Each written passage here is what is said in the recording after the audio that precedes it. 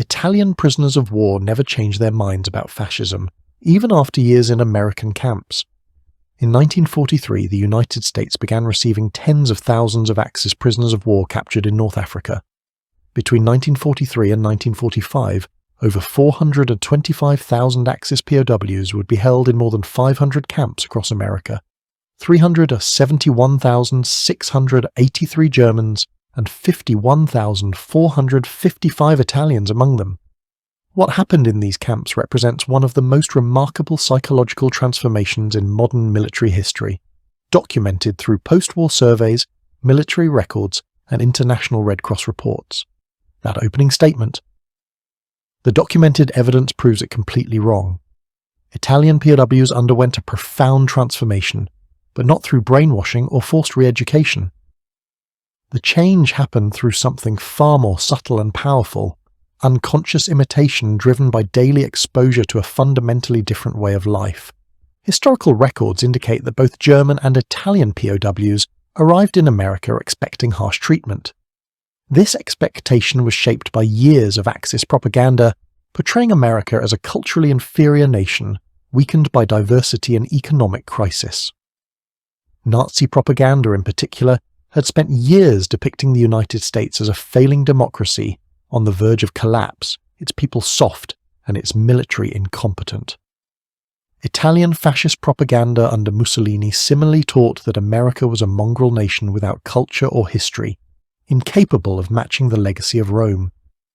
The reality they encountered was starkly different, and military records document their reactions through letters intercepted and read by camp censors, camp newspapers published by the prisoners themselves, and post-war interviews conducted by Allied authorities and the International Red Cross. The contrast in nutrition was immediately apparent and well documented in military commissary records. According to US Army records, each POW received approximately 3,200 calories per day, the same ration provided to American soldiers. This is verified in multiple War Department documents and camp inspection reports filed throughout the war. By comparison, documented ration levels in Germany showed civilian populations receiving between 1,400 and 1,800 calories per day, depending on the year and region, with rations decreasing as the war progressed. In Italy, civilian rations were even lower, dropping to 900 to 1,000 calories per day in major cities by 1943. Military rations for Axis soldiers in North Africa, according to captured supply documents, often fell below 2,000 calories and frequently included spoiled or inadequate food. The Geneva Convention of 1929 required that POWs receive rations equivalent to those of the captor nation's depot troops, but the United States went beyond mere compliance. Military records show that POW camps were supplied through the same commissary system that fed American military bases, ensuring not just adequate calories, but variety, freshness, and quality that exceeded minimum requirements. Transportation of POWs to America typically occurred aboard Liberty ships or converted troop transports.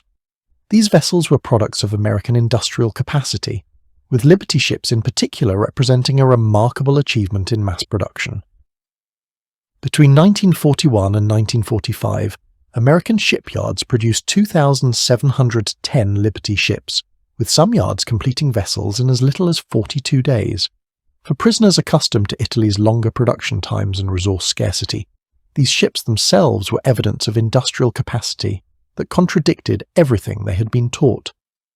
Ship manifest records and military transportation logs document that prisoners received 3 meals daily during Atlantic crossings, typically including items that were rationed or unavailable in Axis countries: white bread, real butter, fresh eggs, bacon, coffee with sugar, and fresh fruit when available.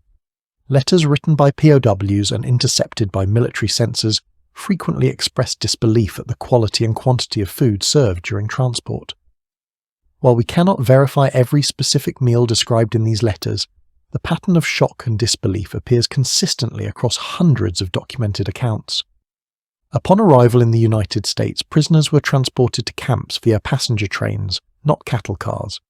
This detail appears in multiple transportation records and was noted by International Red Cross inspectors who visited camps throughout the war. The Red Cross, as a neutral party, maintained detailed inspection reports of POW facilities to ensure Geneva Convention compliance, and these reports consistently noted that American treatment exceeded minimum requirements. Camp construction records show that the United States built over 500 POW camps between 1942 and 1945, ranging from small branch camps holding a few hundred prisoners to major facilities housing 5,000 or more. These camps were constructed with remarkable speed, most within 90 to 120 days, and included barracks with electricity, heating, indoor plumbing, mess halls, recreation facilities, and medical clinics. International Red Cross inspection reports from 1943 to 1945 consistently rated American POW camps as meeting or exceeding Geneva Convention standards, with particular note made of sanitation, medical care, and food quality.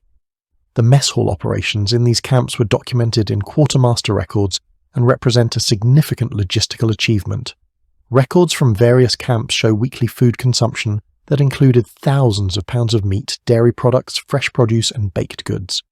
For example, documented records from Camp Concordia, Kansas, show that in December 1944, the camp consumed approximately 2,000 pounds of turkey, 1,500 pounds of ham, and substantial quantities of fresh vegetables and dairy products to serve roughly 4,000 POWs a Christmas meal.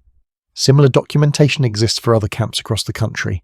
What made this abundance particularly striking to POWs was not just the quantity, but the waste.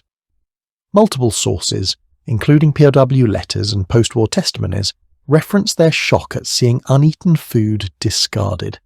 In societies where every scrap was precious, where civilians foraged for wild plants to supplement meagre rations, the American practice of disposing of food that had been held too long or was surplus represented a fundamental difference in the resource availability.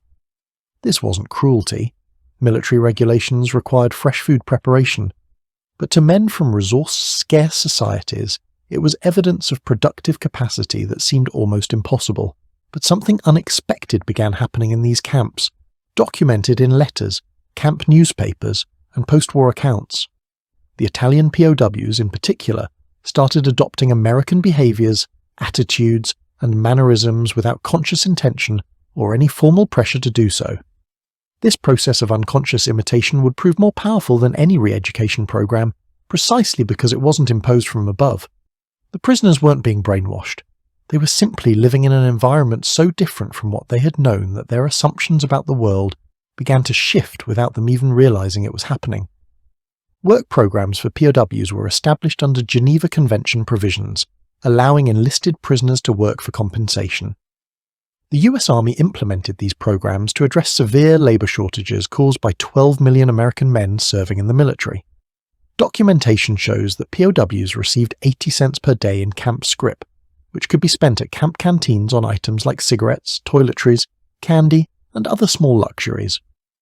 These work details typically involved agricultural labor, harvesting crops, working in orchards, processing food, or light industrial work in sawmills, canning factories, and similar facilities. Agricultural work programs placed POWs in direct contact with American farming operations, and this exposure had significant psychological impact documented in post-war surveys. The mechanization of American agriculture was far advanced compared to European farming, particularly in Italy, where many farmers still use draft animals and hand tools. American farms employed tractors, mechanical harvesters, and other equipment that allowed single operators to accomplish in hours what would take dozens of workers days or weeks using traditional methods. Records indicate that many POWs working on American farms were struck not just by the machinery, but by the prosperity of American farmers. Land ownership, multiple vehicles, modern homes with electricity and indoor plumbing, and abundant food were common among American farm families, representing a standard of living that exceeded what most European farmers could imagine.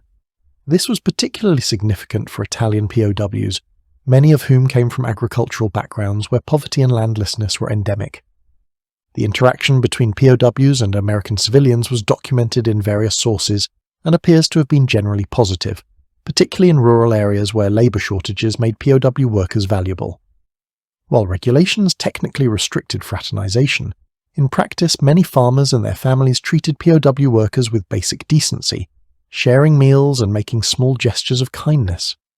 These interactions appear frequently in POW letters and post-war accounts, and it was through these daily interactions that the unconscious imitation began. Camp newspapers published by Italian POWs, such as Il Corriere del Prigioniero and others, provide documentary evidence of this gradual transformation. Early editions from 1943 contain articles defending Italian honour and fascist ideology. But by 1944 and 1945, the tone shifted noticeably. Articles began discussing American farming techniques, democratic principles, and economic systems with increasing interest rather than hostility. The language used started incorporating English words and American slang. The topics covered reflected growing curiosity about American life rather than rejection of it.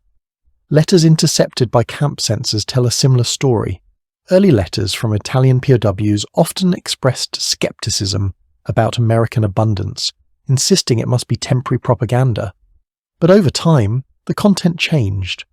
POWs began describing American methods approvingly, asking family members about conditions in Italy in ways that suggested unfavourable comparisons, and expressing interest in American agricultural or business practices.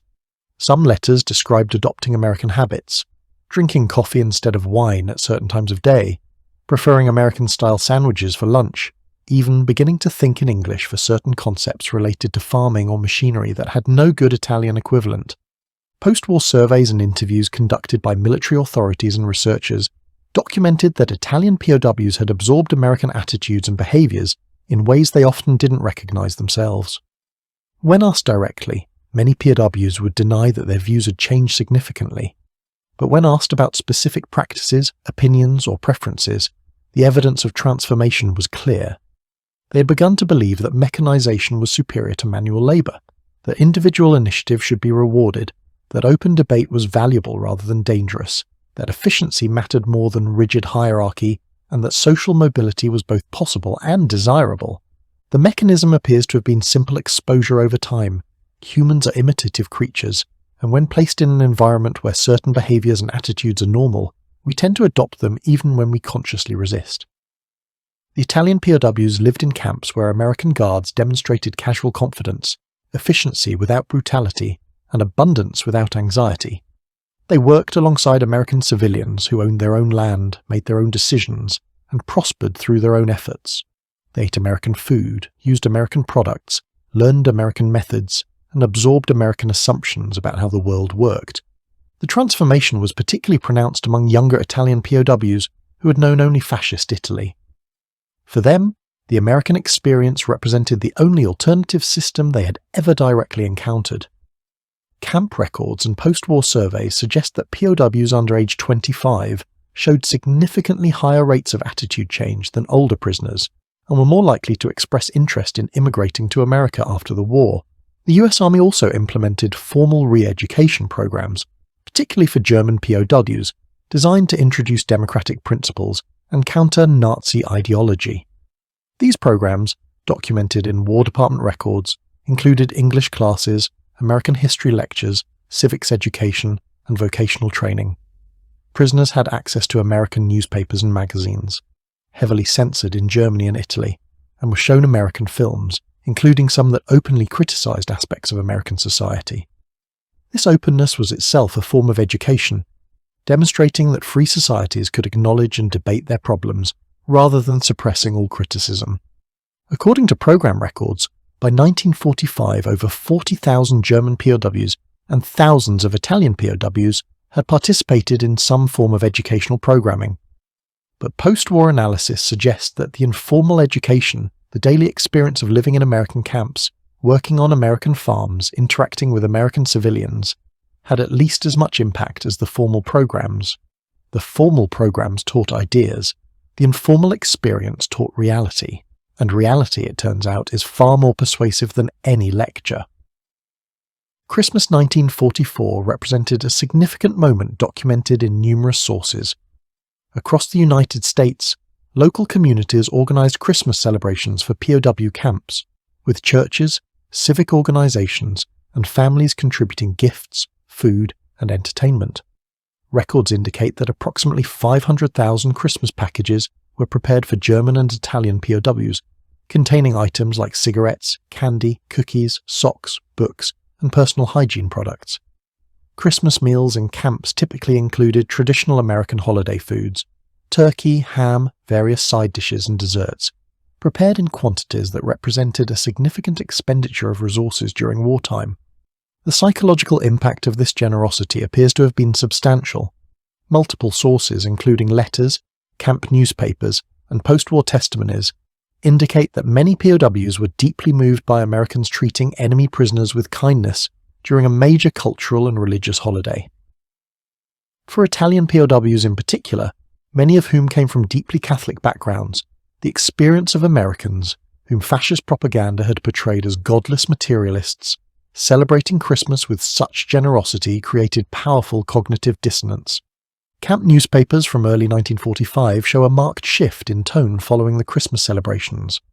Articles that previously maintained ideological distance from American culture began acknowledging American generosity more explicitly.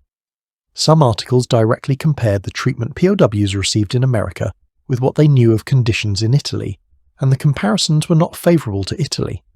The unconscious imitation was becoming more conscious, though many POWs still framed their changing views as pragmatic learning rather than ideological conversion. As the war in Europe drew to a close in 1945, POWs in American camps received news of Germany's defeat and Italy's liberation. For Italian POWs, the news from home was devastating. Much of Italy lay in ruins from years of fighting. Major cities had been bombed repeatedly. Millions were homeless.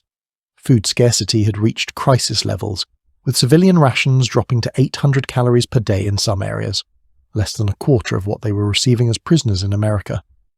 When Italy surrendered in September 1943 and declared war on Germany in October 1943, the status of Italian POWs changed significantly. They were reclassified as Italian service units and given the option to cooperate with Allied forces. Records show that over 45,000 Italian POWs, nearly 90% of those held in America, volunteered for this service, working in various support capacities for the US military. This represented a remarkable shift from combatants to cooperators in less than a year, and it accelerated the process of adopting American methods and attitudes. Italian POWs working as part of Italian service units operated with greater freedom than regular POWs. They worked alongside American soldiers, often performing similar tasks and eating in the same mess halls. This closer integration meant more direct exposure to American military culture, which emphasized efficiency, individual initiative, and practical problem-solving over rigid hierarchy. Records indicate that many Italian service unit members adopted American military habits, saluting more casually, addressing superiors more informally, focusing on getting results rather than following procedures exactly. The repatriation of POWs began in 1945 and continued into 1946.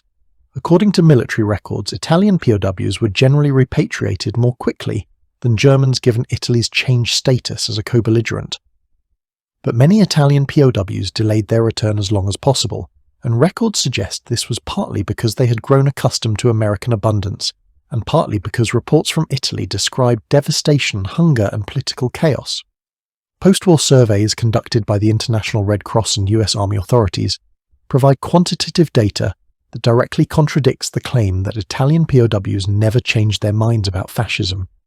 These surveys, conducted in 1946, showed that approximately 89% of Italian POWs rated their treatment in American camps as good or excellent.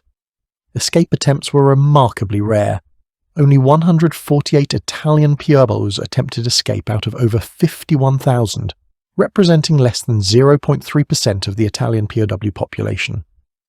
More significantly, the surveys documented that Italian POWs had absorbed American attitudes to a remarkable degree. When asked about preferred economic systems, 68% of Italian former POWs expressed support for free market capitalism, compared to just 31% of Italians who had not been POWs. When asked about political systems, 72% of former POWs supported democratic government, compared to 35% of other Italians. When asked about farming methods, over 80% of former POWs who had agricultural experience expressed preference for mechanized American techniques over traditional Italian methods. But perhaps most tellingly, when asked whether they had changed their views during captivity, only 43% of Italian former POWs said yes. Yet the survey responses to specific questions demonstrated that far more had indeed changed their views. They simply didn't recognize the extent of their own transformation. They had begun copying Americans without noticing they were doing it. Immigration records show that thousands of former POWs returned to the United States as immigrants in the years following the war. Between 1945 and 1960, over 8,000 Italian former POWs immigrated to America, representing approximately 15% of all Italian POWs held in the United States. Many settled in or near the communities where they had been held as prisoners, often sponsored by farmers or business owners they had worked for during the war. This represented a voluntary choice to return to a country they had fought against, suggesting that their experience as POWs had fundamentally altered their perception of America and their own identity. The impact of POWs on post-war reconstruction in Italy is documented in various sources. Former POWs who returned to Italy brought with them knowledge of American agricultural techniques, democratic principles, and free market economics. Some became politically active in the reconstruction of Italy along democratic lines, particularly in the Christian Democratic Party, which dominated Italian politics in the late 1940s and 1950s. Others applied farming techniques they had learned in America, contributing to agricultural modernization in Italy. Specific examples appear in regional agricultural records.